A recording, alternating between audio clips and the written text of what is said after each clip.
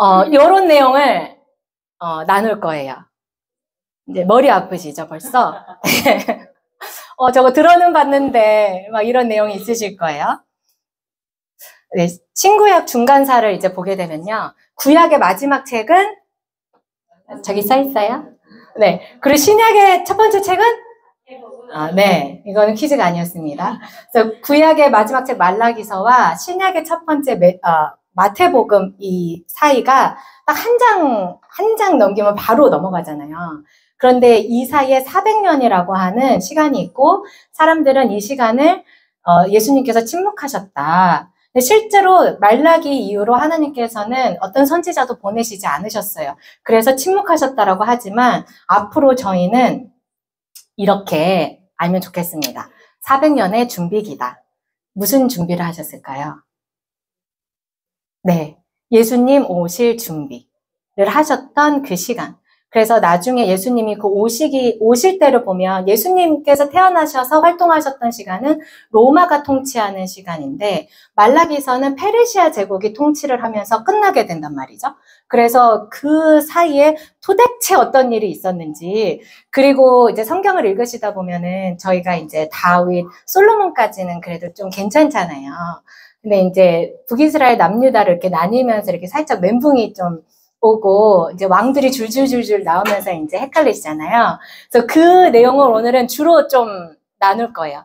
다음 주에는 그 로마 이후에 대한 얘기를 나누고 이번 주에는 그 남유다 북이스라엘에 대한 얘기를 조금 더 많이 나눌 예정입니다. 말라기서 그 구약의 마지막 책 말라기서에서 이렇게 백성들이 얘기를 해요.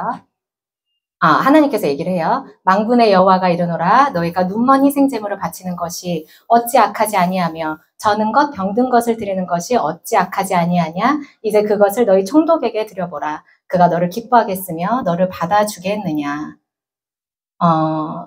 그 sacrifice를 드릴 때 제물을 드릴 때 희생제물을 바칠 때 이런 제물을 드렸다는 거죠. 하나님을 어떻게 지금 생각하고 여기고 있는지 그 민족들의 그 상태가 영적 상태가 이 말씀에서 바로 보여져요. 그리고 사람이 어찌 하나님의 것을 도둑질하겠느냐 그러나 너희는 나의 것을 도둑질하고도 말하기를 우리가 어떻게 주의 것을 도둑질하였나이까 하는도다 이는 곧 11조와 봉헌물이다. 11조도 이제 제대로 드리지 않았다는 말씀이죠. 그리고 또 이렇게 얘기하십니다. 너희가 말하기를 하나님을 섬기는 것이 헛되니 만군의 여호와 앞에서 그 명령을 지키며 슬프게 행하는 것이 무엇이 유익하리요. 이 세 구절을 이렇게 쭉쭉 읽다 보면 너무 좀 슬퍼요. 그쵸? 하나님 뭐하러 섬겨요? 헛된데 우리한테 유익이 되는 것도 하나도 없는데 이렇게 얘기를 하는 거예요. 그런데 하나님께서는 이렇게 말씀하세요. 내가 너희를 사랑하였노라. 하나 너희는 이르기를 어떻게 우리를 사랑하셨는데요? 이렇게 대드는 거죠. 근데 어떻게 사랑하셨는데요? 라고의 이 질문에 대답하시듯이 요한복음 같이 읽어보겠습니다. 시작. 하나님이 세상을 이처럼 사랑하사 독생자를 주셨으니 이는 그를 믿는 자마다 멸망하지 않고 영생을 얻게 하려 하심이라. 어떻게 사랑하셨어요? 했는데 내가 이렇게 사랑했어. 라고 하시면서 그 400년의 기간 동안 우리를 영원 천국에 함께 가시고자 예수님을 준비하셨던 그 시간이 말라기와 마태복음 그 중간의 중간사입니다. 우리가 구약 신약을 읽다 보면요. 다 여기라고 보시면 돼요. 이 지도상으로. 다 요 안에서 일어났다라고 보시면 됩니다. 그리고 제가 이렇게 간추려서 이제 줄여봤는데요. 이제 족장 시대부터 이제 분열 왕국 시대까지. 그래서 오늘은 이 포로 귀환된 얘기까지를 나눌 건데, 이 족장 시대부터 이제 간단하게 이제 간추려서 얘기를 하면 하나님께서 갈대아 우르에서 아브라함을 선택하셔서 보내셨죠. 그래서 아브라함과 이삭과 야곱을 통해서 민족을 늘리셨고, 그리고 요셉을 통해서 이집트로 가게 하면서 그쪽에서 계속 인구가 늘어났어요. 그리고 모세를 통해서 광야로 출애굽을 시키셨죠.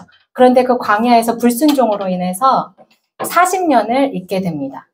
그리고 여호수아를 통해서 가나안으로 젖과 꿀이 흐르는 가나안 땅으로 입성을 하게 돼요. 근데 가나안 땅으로 입성을 해서 이제 12지파가 땅도 다 분배를 받았는데요. 이제 살만해지니까 여호와를 떠나요. 그래서 그때 사사기에서 이제 얘기를 하죠. 그때 그 땅에 왕이 없었으므로 자기들이 원하는 대로 행했다라는 말이 이제 사사기에 나오는데요. 하나님께서는 300년 동안 굉장히 많은 사사를 보내시는데 그래도 백성들은 하나님께로 돌아가지 않습니다. 그리고 왕을 달라고 해요. 지금까지 하나님께서 쭉 왕으로 계셨는데 우리는 왕이 필요합니다 하면서 이제 그 사람을 왕으로 앉히기를 원하고 그래서 사무엘 선지자를 통해서 사울을 이스라엘의 첫 번째 왕으로 세우시죠. 그래서 이스라엘의 첫 번째 그 통일 왕국에는 3명의 왕이 있었어요. 사울과 다윗과 다윗의 아들인 솔로몬. 다 아시죠? 그래서 네, 이렇게 3명의 왕이 있었고 그런데 솔로몬의 이제 임기 마지막 때 솔로몬이 막 그 1000명의 이방 여자들을 아내로 섬기고 그 아내들이 그 나라에서 섬기던 우상들을 갖고 오면서 완전히 이제 하락을 하게 되죠. 그래서 하나님께서 남유다와 북이스라엘로 이스라엘을 완전히 땡강 나눠버리십니다. 근데 저희가 그 중간사를 보다 보면요. 다니엘서를 빼놓으면 안 되는데요. 왜냐면 바벨론의 느부갓네살 왕을 통해서 다니엘이 그 꿈을 해석해 줬잖아요. 근데 그 꿈에 바벨론, 페르시아, 그리스, 로마, 그리고 나중에 열국 시대까지 그 꿈에서 느부갓네살이 보게 되고 그거를 다니엘이 해몽을 해주면서 결국에는 우리가 계속 배워야 될 아수르, 바벨론, 페르시아, 그리스 이 역사를 우리가 계속 여기서 볼 수가 있어요. 그래서 다니엘서는 계속 중간사와 같이 가는 책이라고 보시면 되고요.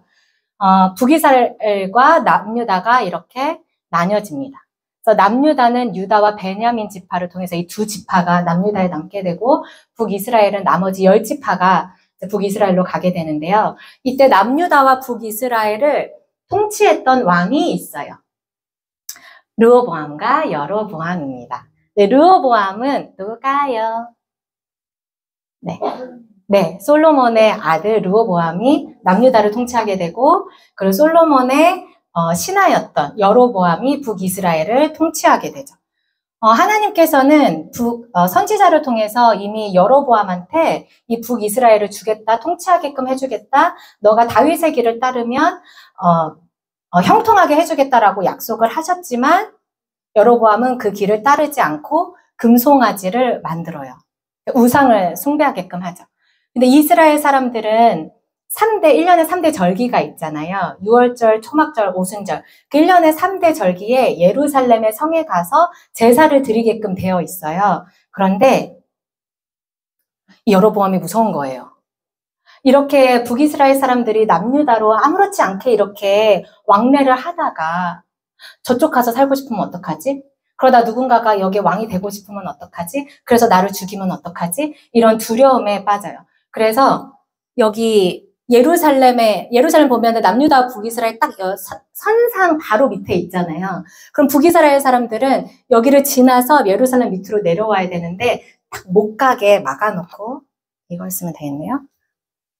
이 선상 바로 남쪽과 북쪽, 북이스라엘 남쪽과 북쪽 베델과 단에 금송아지를 만들어서 여기서 제사를 드리게 합니다. 그리고 문제는 우리 제사장들은 레위 지파에서만 제사장직을 할 수 있잖아요. 그런데 아무나 제사장을 삼아요. 너 잘생겼네? 너 좀 괜찮네? 나 오늘 기분이 좋으니까 너가 제사장 할래? 이런 식으로 그냥 아무나 제사장을 세우는 거예요.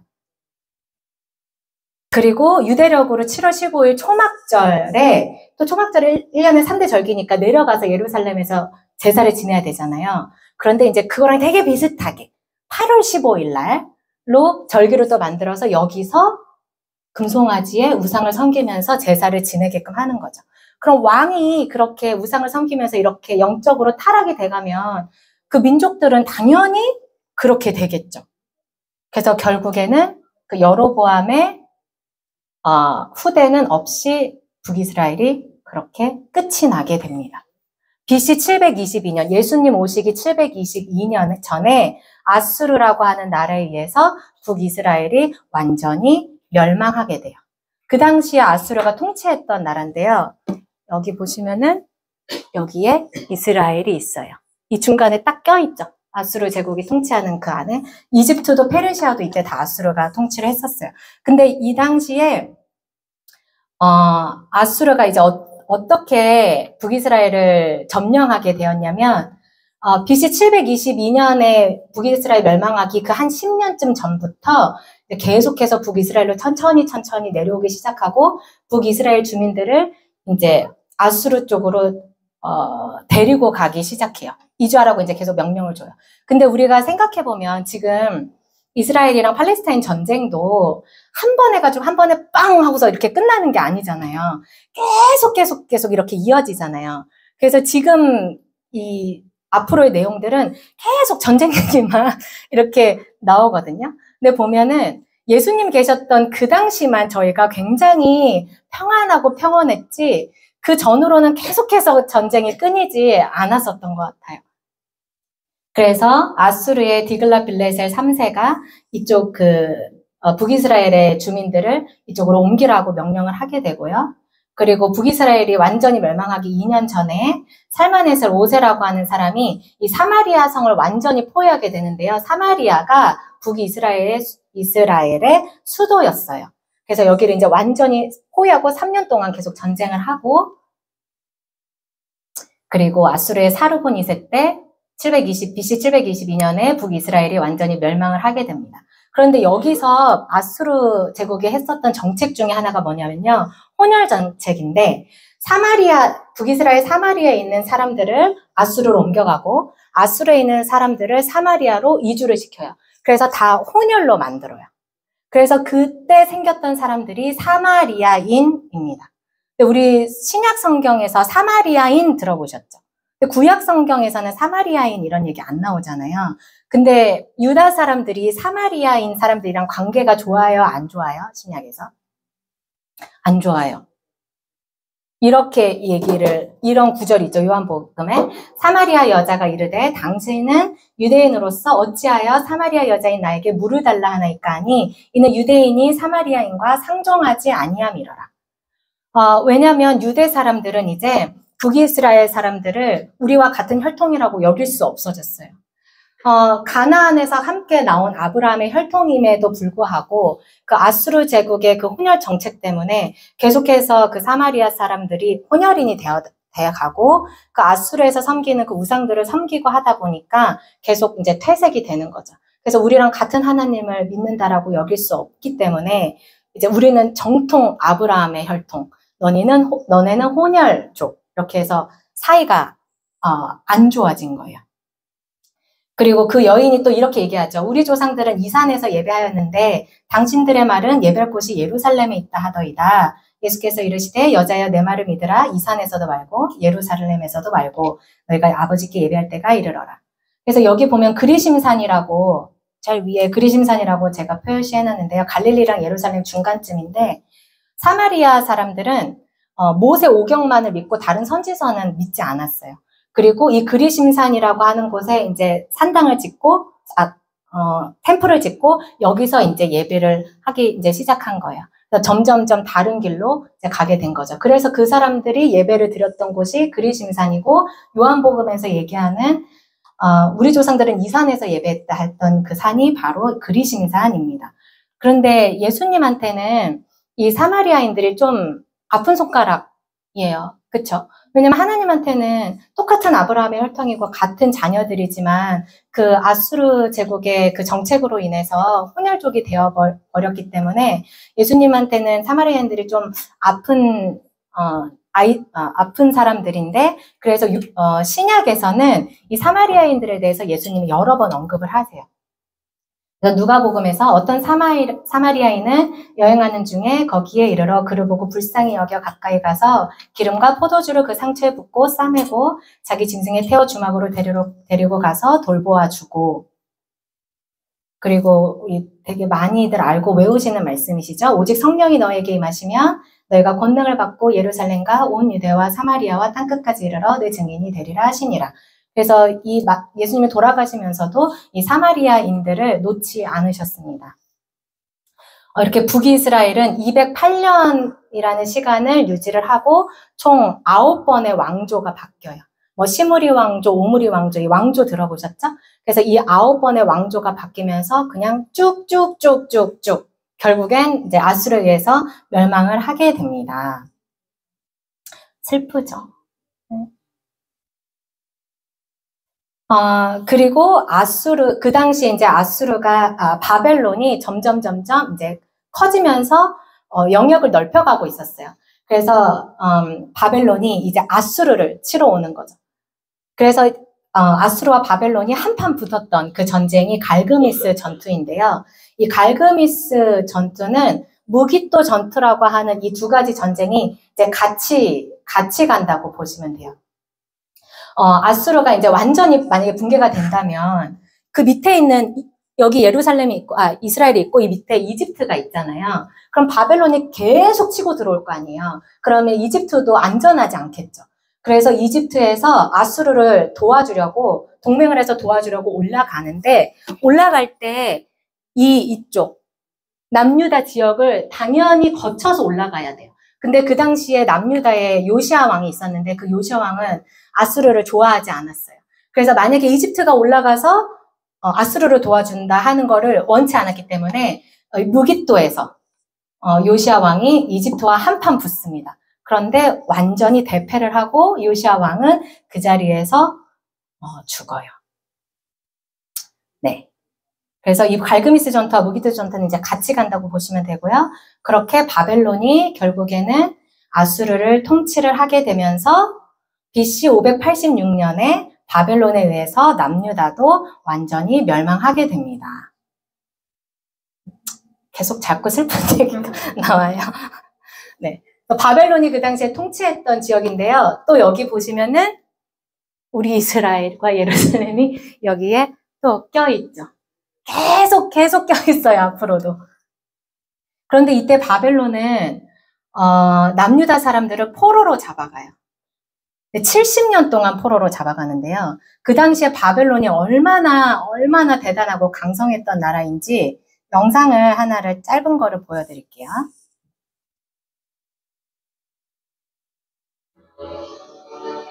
짧은 쪽 성벽의 길이는 18km, 긴 쪽은 무려 72km까지 보다.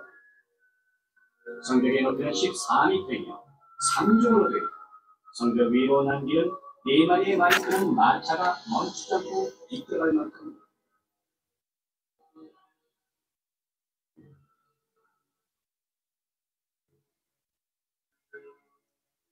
그날 학자들의 연구 결과 당시 바빌론의 인구는 약 15만 명 정도였던 것으로 밝혀졌습니다.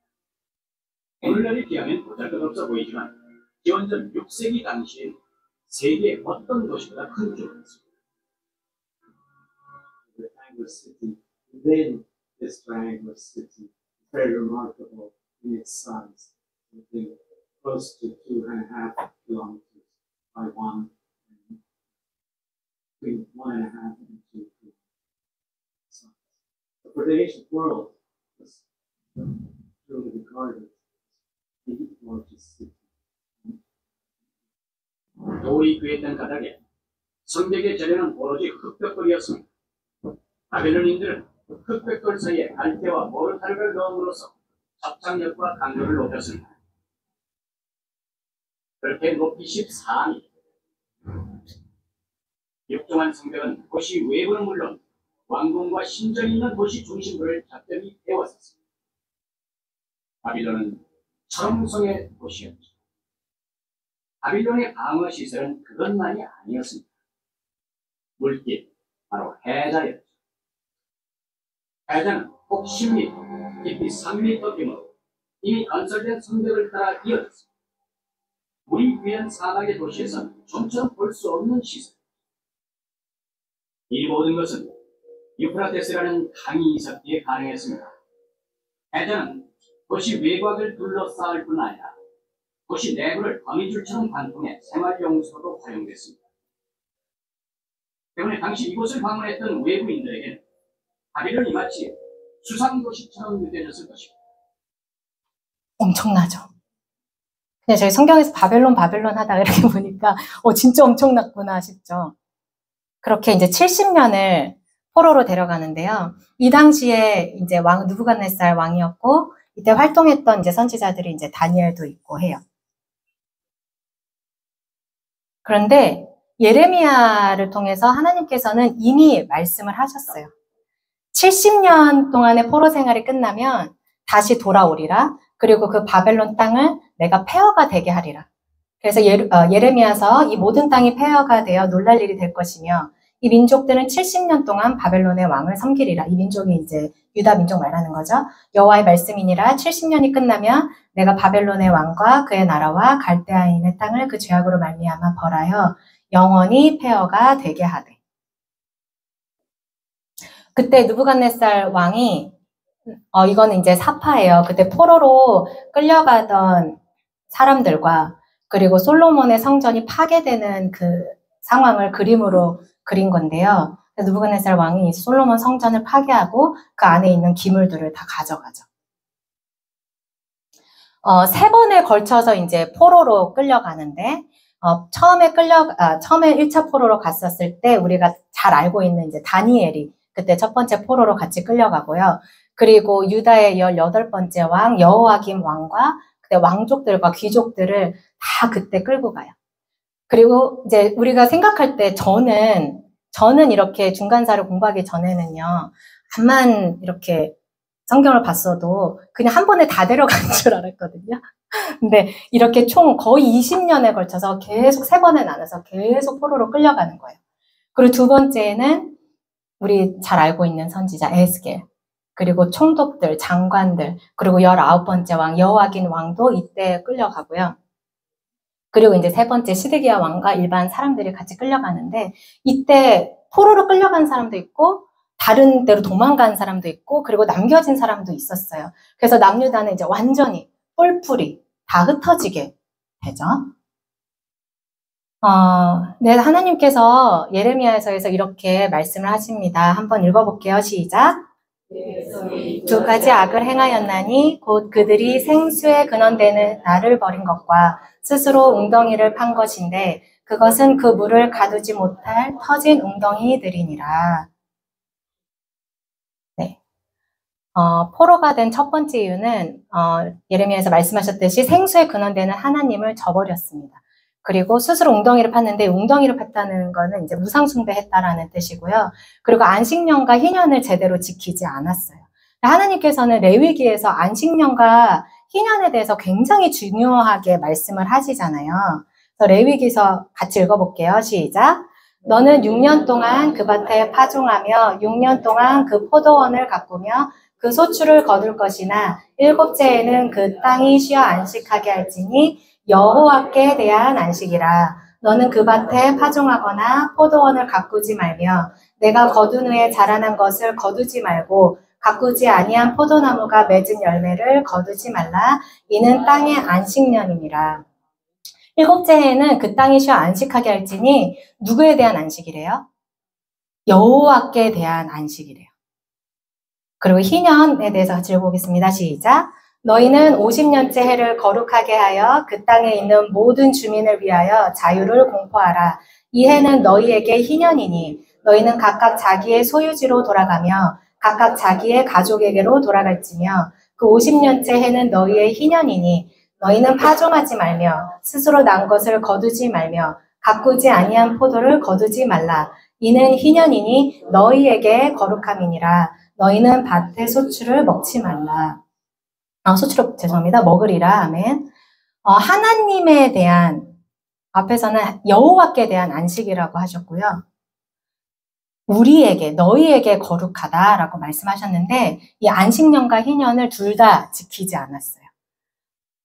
하나님께서는 안식년을 지킬 때 그 7번째, 8번째, 9번째 그 3년 동안 먹을 것까지 늘 충분히 다 주신다고 하셨잖아요. 그런데 남유다 사람들은 지키지 않았어요. 계속 일하고 파종을 하고 땅도 쉬지 못하게 했고 그들이 부리는 종들도 결국에는 그들의 땅으로 돌아가지 못하게 했다는 얘기죠. 그럼 왜 70년이었을까? 역대하에서 그 이유를 말씀하십니다. 시작. 이에 토지가 황폐하여 땅이 안식년을 누린같이 안식하여 70년을 지냈으니 여호와께서 예레미야의 입으로 하신 말씀이 이루어졌더라. 하나님께서는 그 지키지 않으셨던 거 다 카운트 하셔가지고 70년을 포로로 보내셨어요. 그렇게 남유다가 포로로 끌려가면서 총 344년이라고 하는 그 기간이 끝나고 이제 하락하게 되죠. 완전히 멸망하게 됩니다. 네, 북이스라엘도 19명의 왕이 있었고요. 남유다는 이렇게 20명의 왕이 있는데 북이스라엘은 우리가 선하다고 볼 수 있는 왕이 단 한 명도 없었어요. 그런데 남유다는 이 주황색으로 표시되어 있는 왕들이 그래도 하나님의 말씀을 따르고자 백성들을 챙기고 하나님을 따르고자 했던 왕들이었고요. 몇 명이 그래도 있었죠. 근데 여기 보시면은 7번에 아달랴, 7번째 왕인 아달랴라고 하는 왕이 있는데 이 아달랴 왕은 여왕이에요. 그래서 이 7번째 여왕 아달랴만 빼면 나머지는 다 19명 남자 왕이신데 이 아달랴는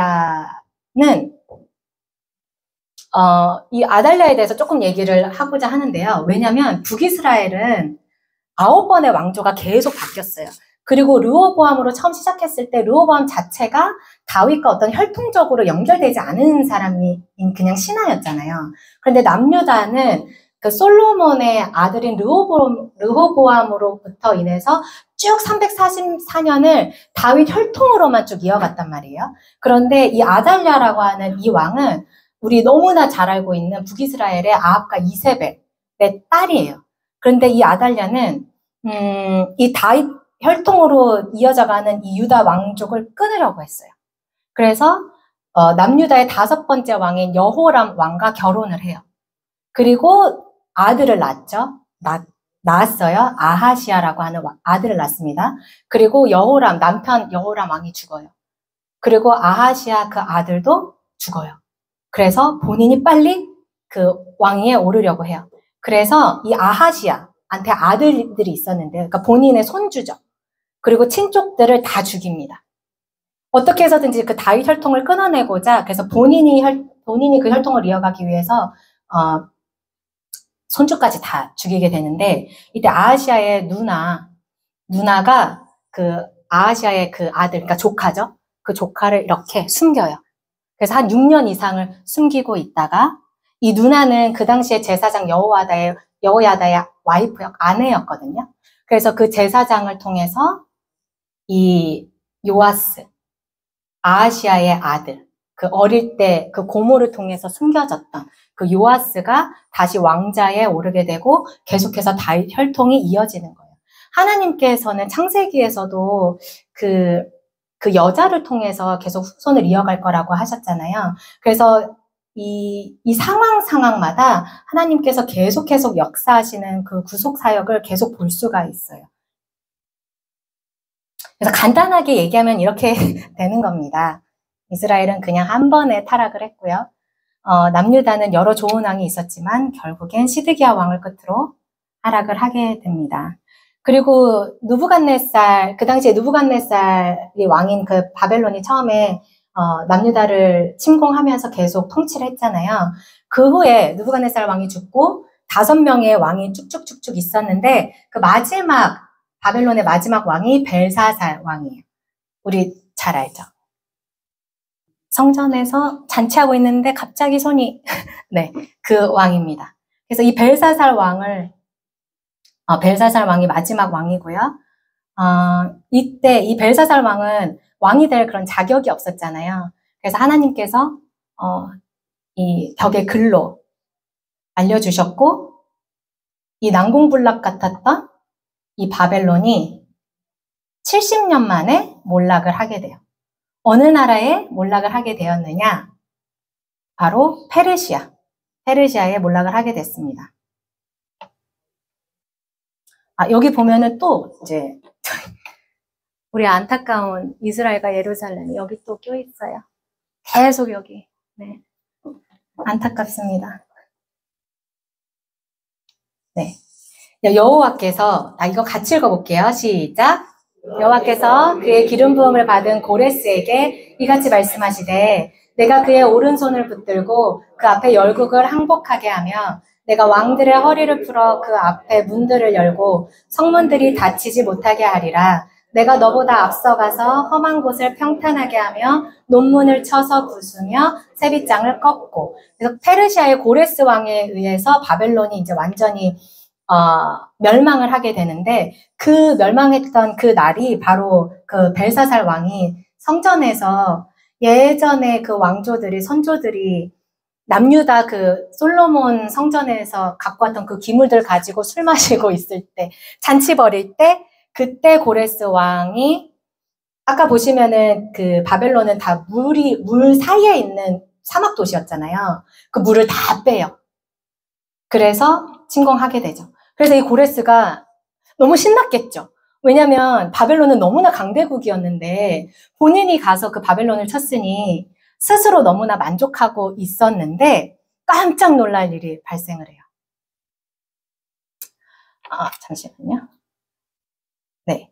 이미 하나님께서 예레미야 선지자를 통해서 70년이 지나고 나면 이 바벨론이라고 하는 나라를 완전히 폐허가 될 거라고 이미 약속을 하셨고, 이미 이사야 선지자를 통해서 이미 고레스가 태어나기도 훨씬 전에 170년 이미 이전에 이미 고레스, 본인이 태어나기도 전인데 이미 성경에 고레스, 나에게 기름 부음 받은 자, 이 고레스를 통해서 남유다 사람들을 원래 나라로 돌아가게 할 것이고 그 바벨론을 폐허가 되게 할 것이다라고 하는 그 글을 봐요. 그러니 고레스가 얼마나 깜짝 놀랐겠어요. 그래서 이렇게 얘기를 하죠. 바사왕 고레스 원년에 여호와께서 예레미야의 입을 통하여 하신 말씀을 이루게 하시려고 바사왕 고레스의 마음을 감동시키심에 그가 온 나라에 공포도 하고 조서도 내려 이르되 바사왕 고레스는 말하노니 하늘의 하나님 여호와께서 세상 모든 나라를 내게 주셨고 나에게 명령하사 유다 예루살렘 성전을 건축하라 하셨나니, 본인이 한 게 아니라 하나님께서 이미 하셨고 본인은 거기에 그냥 얹히기만 한 거라는 걸 알게 되는 거죠. 그래서 어떻게 하셨대요? 성전을 건축하게 했대요. 근데 다른 사람들이 그냥 성전을 건축할 수 없잖아요. 그래서 그 바벨론에 의해서 포로로 잡혀있던 그 포로들을 이제 다시 돌려보내는 거죠. 또 돌려보낼 때도 3번에 걸쳐서 이제 돌려보내게 되는데 거의 한 100년 정도가 걸려요. 그래서 그 첫 번째, 근데 저희가 굉장히 많은 사람들이 다시 귀환을 하는데 첫 번째 1차 포로 귀환 때 갔던 사람이 한 5만 명 정도 되는데 그 5만 명이 우리가 그냥 간단하게 이 집에서 저 집 이사 가는 게 아니잖아요. 그러니까 그 5만 명이 그냥 막 갈 때 그냥 갈 수가 없으니까 누군가가 그걸 인도해 줄 사람이 필요해요. 그래서 그 인도할 사람으로 수룹바벨이 인도를 하게 되었는데요. 그리고 두 번째는 에스라, 그리고 세 번째는 느헤미야가 그 포로 귀환의 인솔자가 되었습니다. 그러면 수룹바벨은 누구고 에스라는 누구고 느헤미야는 누군지 그냥 단순히 이분들이 이제 인도자였다라고 하는 것보다, 그래서 이분들이 누굴까를 제가 좀 공부를 해봤는데요. 수룹바벨은 일단 그 당시에 그 포로들을 귀환해야 되니까 그 유다의 총독으로 세워져서 리더를 했던 인솔자였어요. 그리고 이 사람은 남유다의 19번째 왕 여호와긴의 손자였습니다. 그리고 그 5만 명의 백성들이 다 무사하게 돌아가야 되잖아요. 그리고 성전을 다시 건축하라고 했어요. 그 느부갓네살 왕에 의해서 솔로몬 성전이 완전히 무너졌잖아요. 그래서 그 성전을 다시 재건하라고 아까 고레스 왕이 그랬죠. 그래서 그 성전을 다시 재건할 의무를 갖고 있었던 사람이었어요. 그런데 그 바벨론에서 다시 남유다까지 돌아가는 길이가 1500km 정도가 되는데 1500km면요. 밴쿠버에서 한 사스카춘 정도 가요. 제 계산을 해보니까 쉬지 않고 24시간을 쉬지 않고 걸을 때 20일이 넘게 걸리더라고요. 그 1500km 거리가. 근데 그 사람들이 얼마나 힘들었겠어요. 그리고 영적으로 굉장히 힘들었겠죠. 육체적으로도 굉장히 힘들었겠죠. 나라는 너무나 예전에 잃었죠. 근데 이미 포로로 갔을 때 다니엘처럼 10대 때 끌려간 사람도 있었겠지만 거기서 태어난 사람들도 있었을 거 아니에요. 그러니까 그 사람들이 다 돌아갈 때 그걸 다 통솔하는 게 사실 쉽지 않았을 거예요. 그래서 하나님께서는 스룹바벨한테 이렇게 위안을 주세요. 큰 산아 내가 무엇이냐? 내가 스룹바벨 앞에서 평야가 되리라 라고 이렇게 위안을 주십니다. 그래서 스룹바벨은 그 성전을 재건하는 역할을 리드를 하게 되고요. 솔로몬 성전이 이제 솔로몬에 의해서 만들어졌다가 느부갓네살 왕에 의해서 이제 폐허가 디스트로이 됐잖아요. 그래서 스룹바벨이 다시 템플을 짓게 되는데 이 템플을 지을 때 16년이라고 하는 시간이 중간에 스탑이 돼버려요. 성전을 다시 재건하는 거를 반대한 사람들이 있었는데 이제 반대한 사람 중에 또 일부가 사마리아인들이었어요. 그 사마리아인들도 함께 그 성전을 건축하고 싶었는데 남유다 사람들 아까 말씀드렸죠. 우리는 다른 혈통. 그래서 이제 16년 동안 이제 퍼즈가 됐다가 BC 516년에 이 스룹바벨 성전이 건축이 됩니다. 네. 여기 성전을 한번 보시면은요, 솔로몬 성전은 우리가 알다시피 금으로 막 이렇게 다 칠했잖아요. 근데 스룹바벨 성전이 지어졌을 때 그 당시 상황을 한번 생각해 보면은 포로로 이제 70년을 갔다 이렇게 와가지고 이제 거기서 재건을 할 때 돈도 없지, 힘들지, 가난하지, 영적으로 힘들지, 영적인 리더도 없지. 그러니까 정말 힘들게 모양만 갖춰놓은 이게 이제 이 스룹바벨 성전이에요. 그래서 그렇게 갖춰놨어요. 그런데 BC 952년에 이제 헤롯 성전이, 그러니까 헤롯 왕에 의해서 헤롯 성전이 지어지죠. 그 스룹바벨 성전에 다시 재건축해가지고 헤롯 성전이 지어지는데 이것마저도 예수님 돌아가시고 한 30년 정도 후에 완전히 로마에서 완전히 없어지고 지금은 어떻게 돼 있어요? 그 성전이 있던 자리에 이슬람 성전이 있죠. 그래서 이제 서쪽 벽만 남았잖아요. 지금 현재는. 그래서 유대인들이 그 서쪽 벽 잡고 울잖아요. 통곡의 벽이라고 하면서. 근데 우리한테는 성전이 안 중요한데 유대인들한테는 성전이 굉장히 중요하죠. 그래서 첫 번째 포로 기한 되자마자 이 사람들이 뭐 했을까요? 그들의 죄악으로 인해서 포로까지 가고 다시 돌아왔을 때 이들이 가장 먼저 뭐 하고 싶었을까요? 기도하고 싶었겠죠. 하나님한테 회개하면서. 근데 기도할 곳이 없어요. 그래서 성전 이제 지은 거죠. 그래서 그 성전을 지을 때 옛날에 포로로 끌려갔다가 다시 돌아왔던 그 옛날에 그 성전을 기억하는 그 사람들한테는 이 성전이 다시 지어졌을 당시의 그 상황들이 너무나 가슴 아프고 마음 아픈 그런 상황이었던 거예요. 사이즈를 이게 비교해보면은 솔로몬 성전과 나중에 헤롯 왕이 유다인들의 마음을 얻기 위해서 굉장히 이제 크게 지었는데 나중에 제가 다음 주에 좀 더 설명을 할 거고요. 사이즈가 굉장히 다르죠. 그러면 그 2차 포로 기한을 리드했던 에스라라고 하는 사람은 누구인가? 선지자죠. 네, 에스라는 대제사장 아론의 16대 손입니다. 그러니까 이제 이 에스라도 제사장이고요. 그래서 돌아갔을 때 여호와의 율법과 말씀을 가르치는데 굉장히 일을 했어요. 많은 일을 했어요. 실제로 모세 율법에 굉장히 능한 학자였고 제사장이었으니까 당연히 그랬겠죠. 그리고 아까 보시면은 다시 포로로 귀환하는데 거의 100년 가까이 걸렸고 에스라가 그러니까 스룹바벨이 1차 포로 귀환을 인도하고 그 다음에 2차로 에스라가 인도할 그 사이까지 70년이 넘는 시간이 걸렸는데 그 사이에 다시 이 남유다 사람들이 다시 타락을 하게 돼요. 다시 이방 사람들과 결혼하고 제사장들도 이방 사람들이랑 결혼을 하고 해요. 그래서 이 에스라가 이 가슴을 찢는 그 회개 기도를 하고 그때 당시에 같이 함께 있었던 제사장들과 유다 민족들이 함께 회개 기도를 하면서 본인들이 아내로 얻었던 그리고 아내들과 소생들을 다시 다 돌려보내죠. 그리고 3차 귀환의 리더였던 이 느헤미야는요.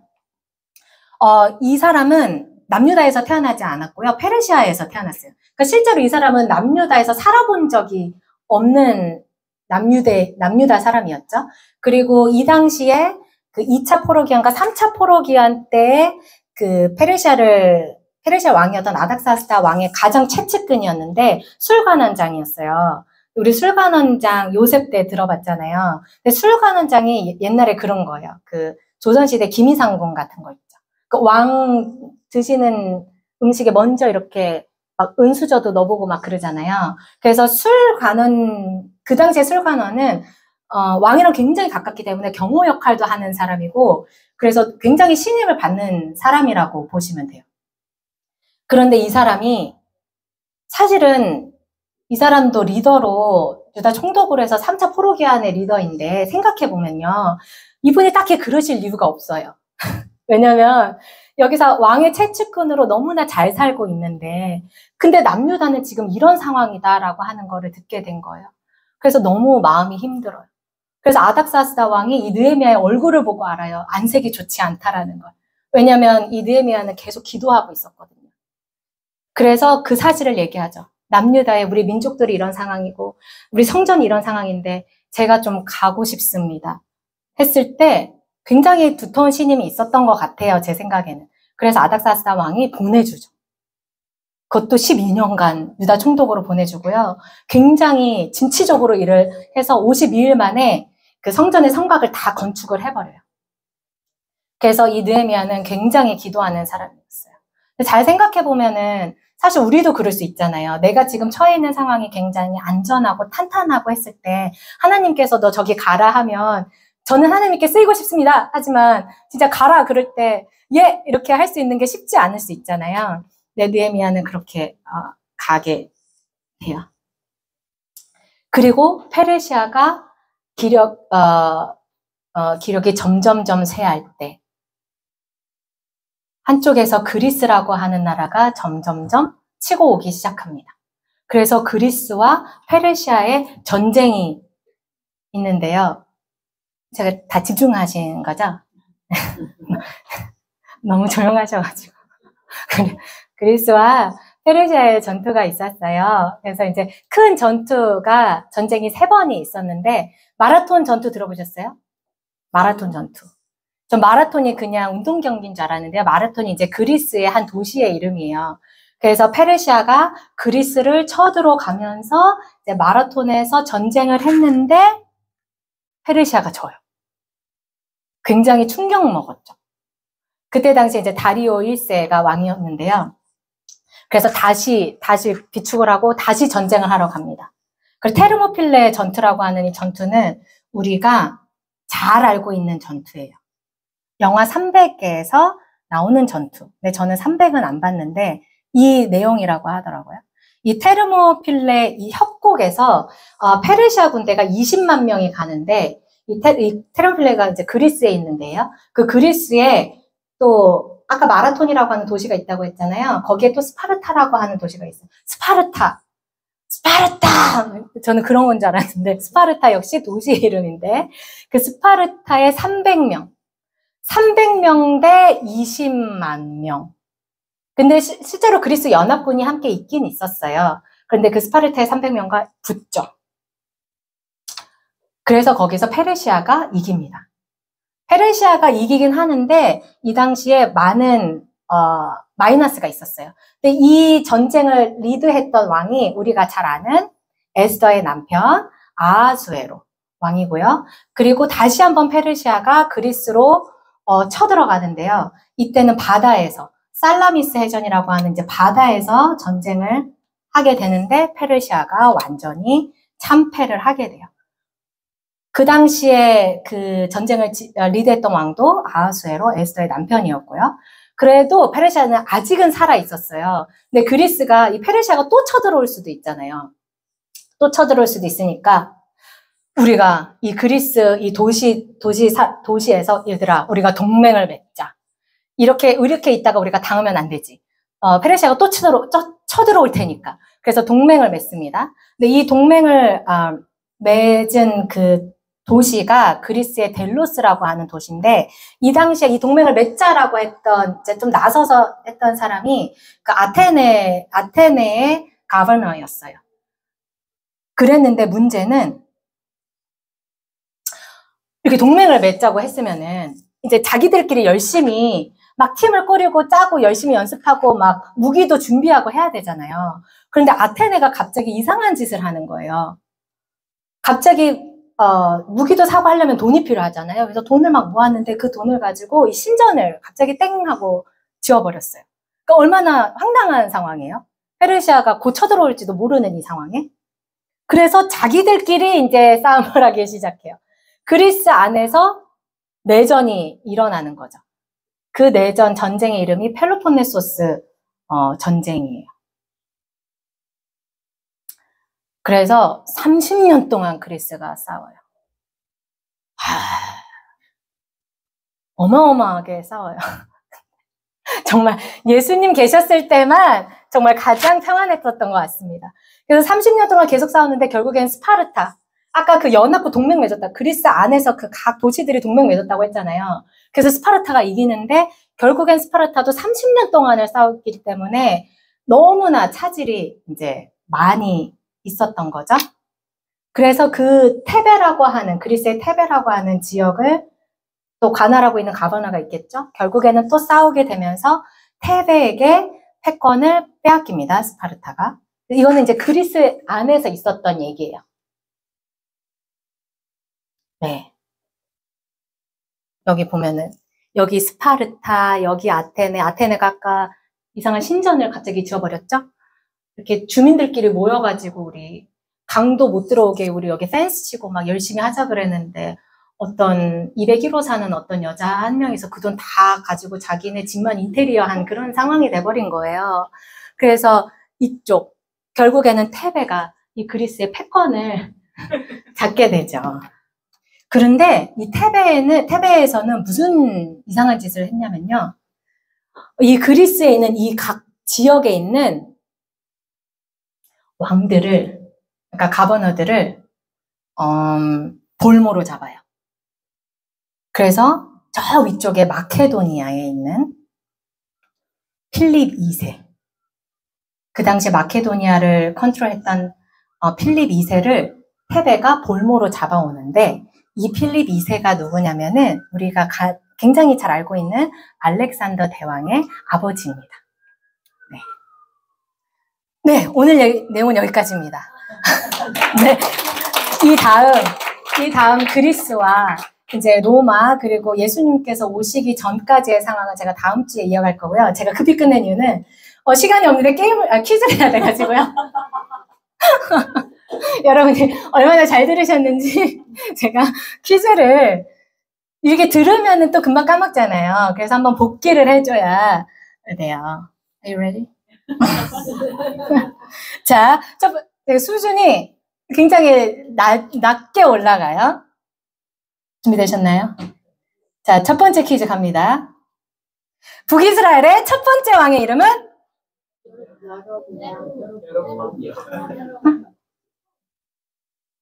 뭐라고요? 딩동댕. 이 정도 수준 괜찮은가요? 다 끝나고 드리겠습니다. 이 수준 괜찮은가요? 이 정도? 북이스라엘 나왔으면 이제 자연스럽게 또 어디가 나오겠죠? 네, 남유다 첫 번째 왕의 이름은? 네, 르호보암. 입술을 안 움직이시는 분들이 좀 계시는데 창피하신가 봐요. 자, 세 번째 퀴즈. 북이스라엘은 어느 나라에 언제 멸망했을까요? 언제? 네. 딩동댕. 정확합니다. 네, 이미경 집사님. 굉장히, 언제라고요? BC 722년에 어떤 제국?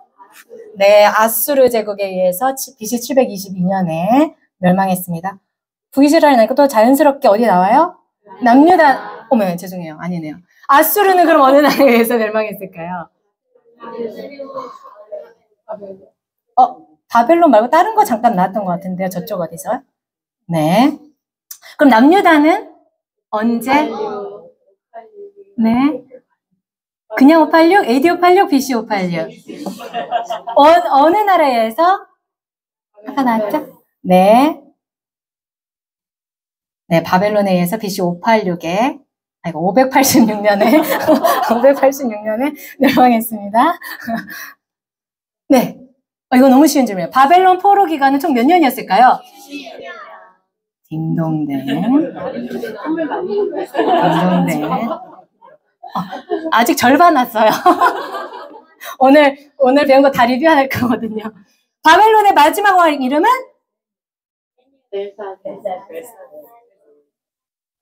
메네.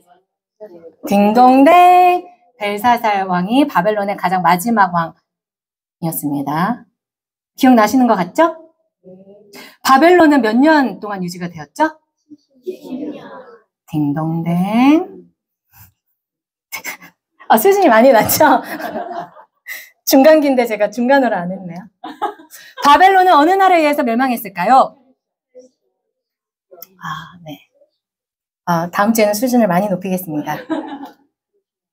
유대인이 바벨론에서 포로 생활을 끝내고 이스라엘로 그 남유다로 다시 돌아갈 수 있게 해준 왕의 이름은 뭐였을까요, 예성아? 고레보암